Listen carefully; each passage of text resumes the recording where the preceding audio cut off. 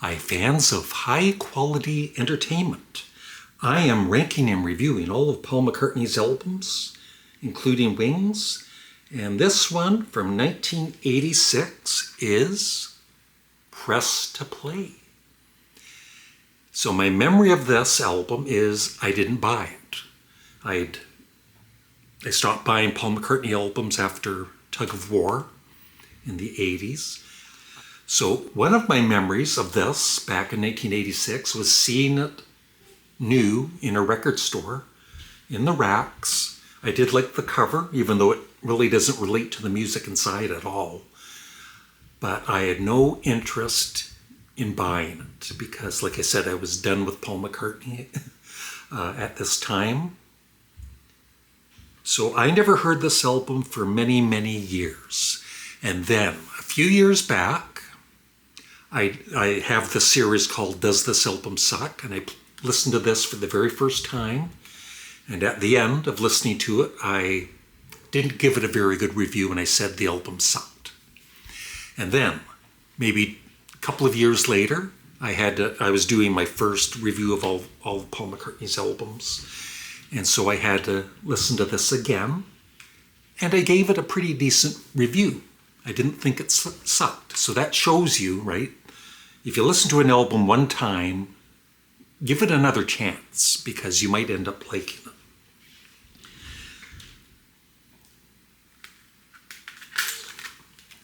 So I have played this album, I think, at least 3 times, maybe 4 times in the past week. And I like it. I don't think it's definitely not one of his best. He, of course, is kind of a little lost in the 80s around this period. He's trying to stay hip, kind of like what Mick Jagger was doing with the Rolling Stones and sometimes failing. And so it's definitely got this 80s production, of course, because it was recorded in the 80s. He works with Eric Stewart. I forgot his name for a minute. Eric Stewart from the great band 10cc. So like Elvis Costello later on, he's trying to find a writing partner to replace the Lennon. So it starts out with what I feel is a pretty good song, Stranglehold. It's got the 80s production, but it's not too overwhelming. Good Times Coming, Feel the Sun, I really like that. Talk More Talk, I kind of like that song, but the spoken word, weird vocal, the weird spoken word parts, some are sped up and all that. Kind of annoying. I really don't like that part of the song.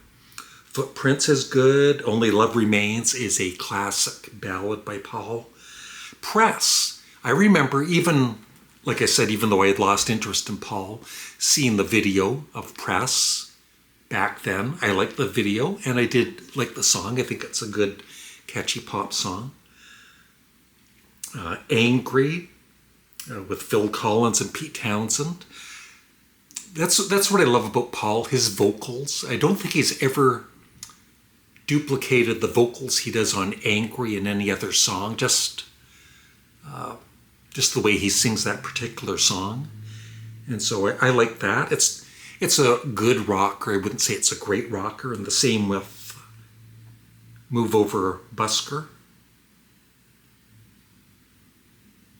It's good. It's a good rocker, but once again, I like to compare his rockers to Junior's Farm and Hi, Hi, Hi, and they're not that quality.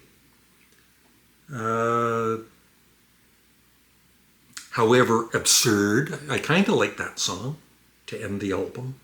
And then there's bonus tracks, but I didn't listen to them. There's 5 bonus tracks on this. Right Away, It's Not True, Tough on a Tightrope, Spies Like Us, which I think is a horrible song, and Once Upon a Long Time Long version, which is excellent. I have heard that.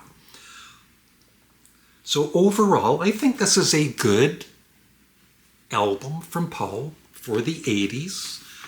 A lot of, the Bruce Springsteens and all that, from the 60s and 70s. They were struggling a little bit in the 80s, as was Paul. But like I said, I think this is good. I think it's a bit underrated. I like it more than Give My Regards to Broad Street. So it goes into 13th spot. It's still, one of the lowest ranked albums. And I'm giving it a 7.5 out of 10.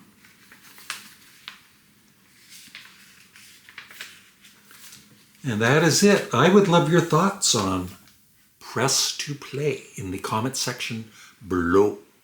And please remember to like the video. And thanks for watching. Have a great day.